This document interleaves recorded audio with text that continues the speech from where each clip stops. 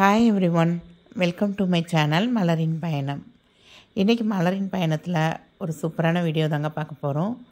ஆமாங்க, ஸ்ரீகுமரன் தங்க மாளிகையில் சிட்டு முடிஞ்சு ஒரு நகை எடுத்திருந்தேங்க. அந்த சிட்டு எப்போ போட்டது அப்படின்னா 2022 போட்டிருந்த சிட்டு.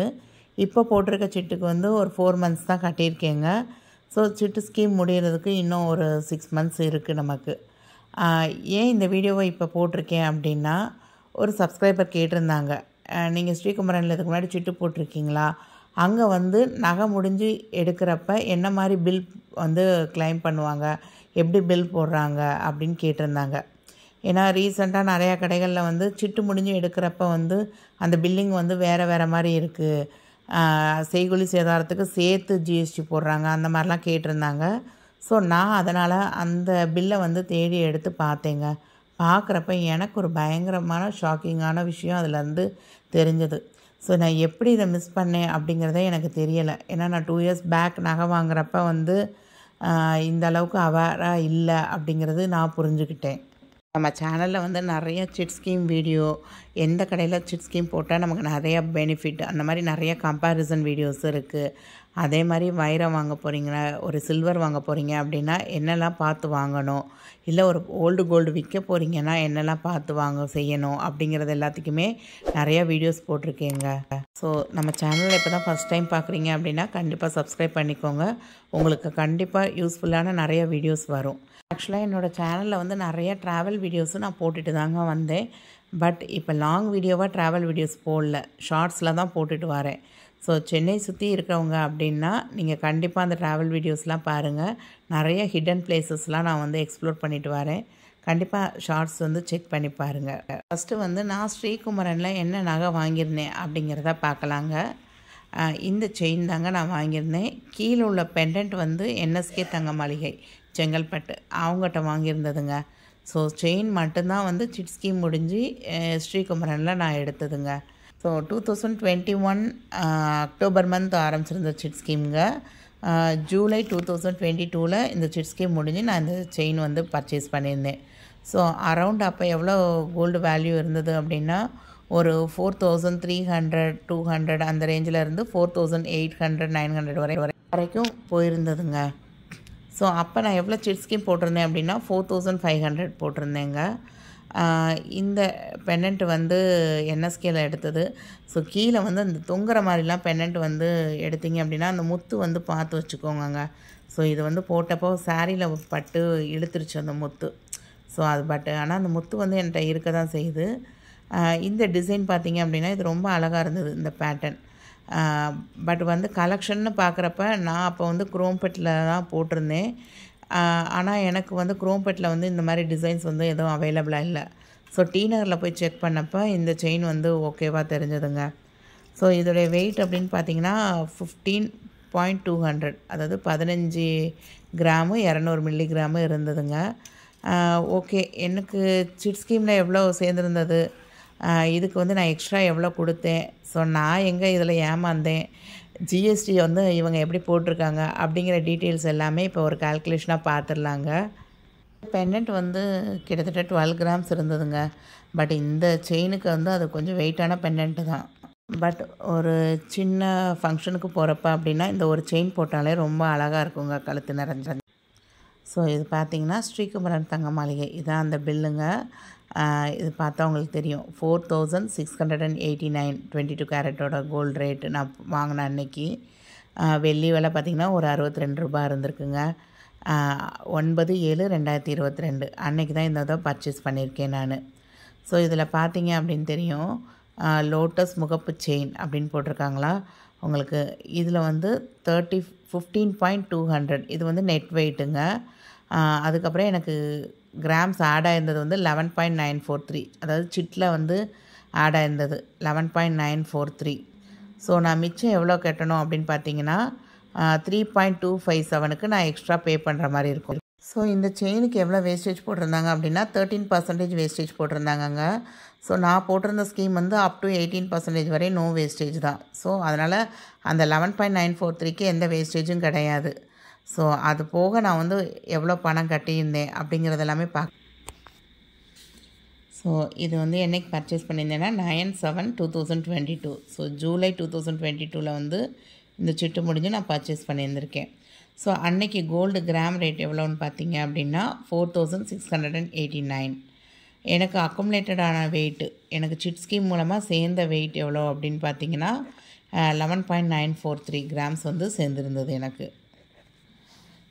மந்த்லி சிட் எவ்வளோ பே பண்ணியிருந்தேன் அப்படின்னா 4500. ஸோ இன்ட்டு 11 மந்த்ஸ் போடுறப்ப 49,500. அந்த மாதிரி கிட்டத்தட்ட ஒரு 50,000 சேர்த்துருந்தேன்னு வச்சுக்கோங்களேன் உங்களுக்கு. ஸோ அந்த செயினோட வெயிட் எவ்வளோன்னு பார்த்தீங்கன்னா 15.200 மில்லிகிராம்ஸு. இதில் வந்து அந்த 11 சிட் ஸ்கீம் போக மீதி வந்து 3.257 இருக்குது. ஸோ இந்த மிச்ச கிராமுக்கு வந்து அன்னைக்கு மார்க்கெட் ரேட் போட்டு 15,272 ரூபான்னு போட்டுட்டாங்கங்க. இந்த மிச்ச கிராமுக்கு வந்து 13% வேஸ்டேஜ் அப்படின்னு போட்டுட்டு எவ்வளோ வருதுன்னா ஒரு 0.423 மில்லிகிராம்ஸ் வருது வேஸ்டேஜ். ஸோ அந்த வேஸ்டேஜுக்கு அன்னைக்கு மார்க்கெட் ரேட் போடுறாங்க. போட்டால் அது ஒரு 1985 ரூபா வந்துடுது. இது போக ஸ்டோன் சார்ஜாங்க, இது 2850 ரூபா அப்படின்னு சொல்லி போட்டிருக்காங்க. ஸோ இந்த செயினில் பாருங்கள், இந்த மாதிரி இந்த ஸ்டோன்ஸ் இருக்குது பார்த்தீங்களா, இது தாங்க. ஸோ இதே மாதிரி ஒரு 4 இருக்குங்க உங்களுக்கு. 1 2 தெரிஞ்சிருக்கும், 3 4. ஸோ இந்த மாதிரி 4 இடத்துல இருக்கிற இந்த இதுக்கு 2850 ருபீஸாங்க ஸ்டோனுக்கு மட்டும். ஓகேவா? ஸோ இந்த ஸ்டோன் காஸ்ட்டு ஒரு பக்கம் இருக்குங்க. நான் இப்போ என்ன கேட்குறேன்னா, அப்போ ஸ்டோனுக்குன்னு எனக்கு ஒரு வெயிட் வந்து அவங்க லெஸ் பண்ணியிருந்துருக்கணும்ல. ஆனால் எனக்கு அவங்க ஸ்டோன் வெயிட்டுன்னு எதுவுமே குறைக்கலங்க. இங்கே 15,200 நெட் வெயிட்டுன்னு போட்டிருக்காங்க. இது வந்து ஸ்டோனோட சேர்த்து தாங்க. ஏன்னா கிராஸ் வெயிட்டு நெட் வெயிட்டு அந்த மாதிரிலாம் போடுவாங்கள்ல, அப்படிலாம் எதுவுமே போடல. ஸோ எனக்கு ஃபுல்லாக செயினோட வெயிட் வந்து 15,200. அப்போ இது என்ன அப்படின்னு நம்ம கேட்டிருப்போம் அப்படின்னா, எனக்கு இன்னமும் நான் எப்படி இதை கேட்காம விட்டேன் அப்படிங்கிறது எனக்கு ஒரு பிக் கொஸ்டின் மார்க்காக இருக்குங்க. ஏன்னா நான் வந்து இப்போ லேட்டஸ்ட்டாக வீடியோஸ்லாம் போடுறப்ப இந்த மாதிரி ஸ்டோன் இருந்தால் ஸ்டோன் சார்ஜ்லாம் நீங்கள் பேசுங்க அப்படின்லாம் நான் வீடியோ போட்டிருக்கேன். பட் இந்த நகை வாங்குறப்போ ஒரு 2 இயர்ஸ் பேக்கு எனக்கே இந்த அவேர்னஸ் இல்லாமல் இருந்திருக்கு அப்படிங்கிறது இன்றைக்கி இந்த பில் பார்க்குறப்ப தாங்க தெரிஞ்சது எனக்கு. ஸோ அவங்க ஸ்டோனுக்கும் ஒரு காஸ்ட்டு போட்டாங்க 2850 ரூபான்னு. இது போக அந்த ஸ்டோன் வெயிட்டையும் எனக்கு குறைக்கலாங்க.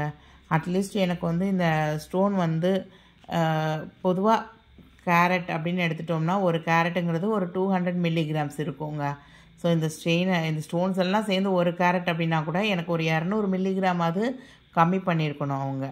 ஸோ 200 மில்லிகிராம் அப்படிங்கிறது ரேட்டு அப்படின்னு பார்த்தீங்கன்னா ஒரு 900 கிட்ட வந்திருக்குங்க.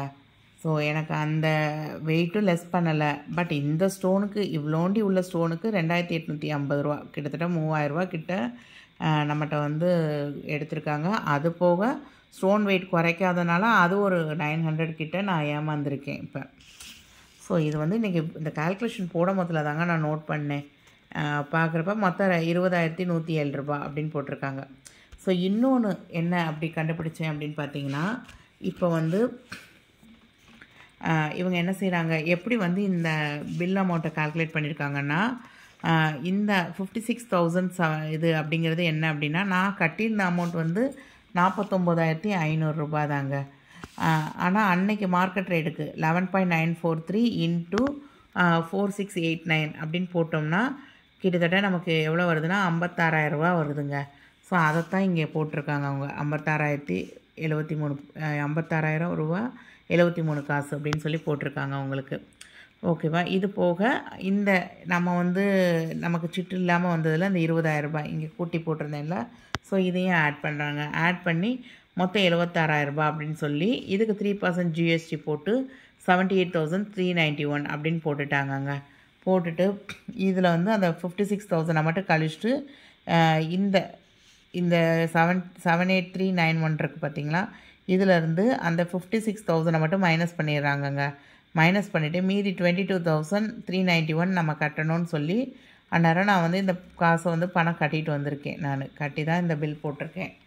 ஆனால் நான் என்ன சொல்ல வரேன்னா, நான் கட்டின அமௌண்ட் வந்து மாதம் மாதம் நான் வந்து எனக்கு கிராமாக தானே ஆட் ஆச்சுங்க. அப்போ நான் தங்கம் எவ்வளோக்கு வாங்கியிருந்திருக்கேன், 49,500 ரூபாய்க்கு தான் வாங்கியிருக்கேன். அப்போ இந்த 49,500 ரூபாய்க்கு தான் அவங்க 3% ஜிஎஸ்டி போடணும். அவங்க எதுக்கு 56,000க்கு எதுக்கு ஜிஎஸ்டி போட்டாங்கன்னு எனக்கு தெரியல. ஏன்னா நான் கட்டின அமௌண்ட்டு 49,500. அதுக்கு நீ மாதம் மாதம் தங்கமாக எடுத்து வச்சுருக்க.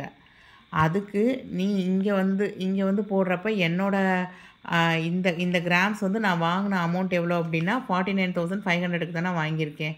அப்போ அதுக்கு தானே எனக்கு ஜிஎஸ்டி போட்டிருக்கணும் அவங்க. எனக்கு இது ஒரு பிக் கொஸ்டின் மார்க்குங்க. ஸோ யாராவது இனிமேல் நகை வாங்க போகிறீங்க அப்படின்னா கண்டிப்பாக நீங்கள் கேளுங்க. நமக்கு ஆட் ஆகிருந்திருக்க கிராம்ஸுக்கு வந்து நம்ம எவ்வளோ பணம் கட்டியிருந்தோம் மந்த்லி. அப்போ அந்த அமௌண்ட்டுக்கு ஜிஎஸ்டி போடணும்.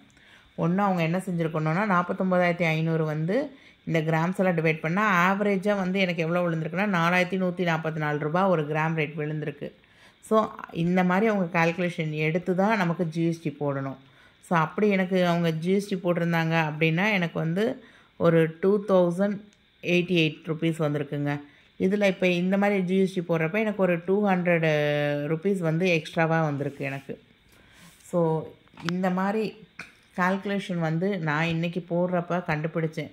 நான் என்னோடய சப்ஸ்கிரைபர்ஸ்க்கெலாம் நான் ரொம்ப தேங்க் பண்ணிக்கிறேங்க. ஏன்னா அவங்க கேட்குற ஒவ்வொரு கொஸ்டின்ஸுக்கும் நான் ஆன்சர் தேடும் போதில் எனக்கே வந்து நிறையா புரிதல் இருக்குது. ஸோ அதையும் நான் அவங்களோட ஷேர் பண்ணிக்கிறதுல எனக்கு ரொம்ப ஹாப்பி தாங்க. ஸோ நான் இது வந்து நம்ம தான் ஏமாறுறோங்க. ஸோ இனிமேல் போனால் நம்ம கண்டிப்பாக கேட்கணும் கடைகளில், நீ 3% ஜிஎஸ்டி போட்டுக்கோ, அது வந்து நான் கட்டின அமௌண்ட்டுக்கு நீ ஜிஎஸ்டி போடு அப்படின்னு சொல்லி கேட்கலாம். ஏன்னா நான் வந்து என்எஸ்கேல சிட்டு போட்டிருந்தப்ப அவங்க இந்த மாதிரி ஆவரேஜ் அமௌண்ட் கால்குலேட் பண்ணி தாங்க ஜிஎஸ்டி போட்டிருந்தாங்க. ஸோ இந்த ஜிஎஸ்டி வந்து நம்ம கட்டின அமௌண்ட்டுக்கு தான் ஜிஎஸ்டி போடணும் அவங்க.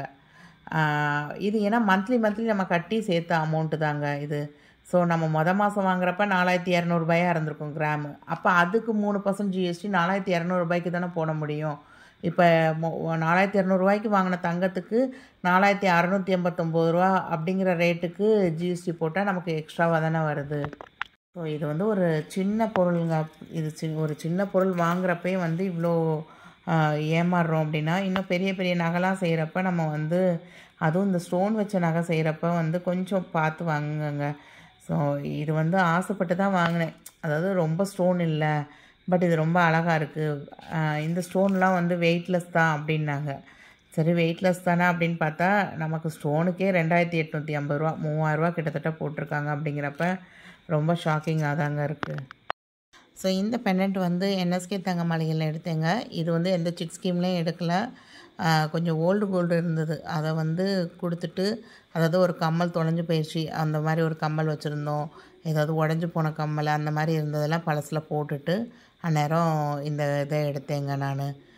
இதுக்கு வந்து அரௌண்டு ஒரு 10% வேஸ்டேஜ் போட்டிருந்தாங்க அந்த பெண்டன்ட்டுக்கு. ஸோ உங்களுக்கு இந்த வீடியோ வந்து ரொம்ப யூஸ்ஃபுல்லாக இருந்திருக்கும் அப்படின்னு நினைக்கிறேன். கண்டிப்பாக இன்னும் நம்ம சேனலை சப்ஸ்கிரைப் பண்ணாமல் பார்க்குறவங்க சப்ஸ்கிரைப் பண்ணிவிட்டு பாருங்கள்.